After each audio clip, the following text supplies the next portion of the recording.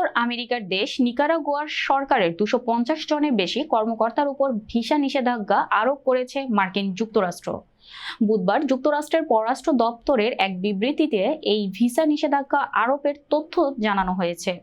বিবৃতিতে বলা হয়েছে, বিরোধী নেতাকর্মীদের ওপর দমন পীড়ন ও অবৈধ উপায়ে অভিবাসীদের যুক্তরাষ্ট্রের প্রবেশ ঠেকাতে ব্যর্থতায় দায়ে নিকারাগুয়ার সরকারের 250 জনের বেশি সদস্যের বিরুদ্ধে ভিসা নিষেধাজ্ঞা আরোপ করেছে যুক্তরাষ্ট্র।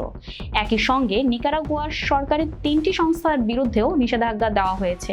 ভিসা বিধিনিষেধের আওতায় পড়া নিকারাগুয়ার কর্মকর্তাদের মধ্যে পুলিশ ও আধা সামরিক বাহিনীর কর্মকর্তা, পাবলিক প্রসিকিউটর, বিচারক এবং সরকারি উচ্চশিক্ষা কর্মকর্তারা রয়েছেন।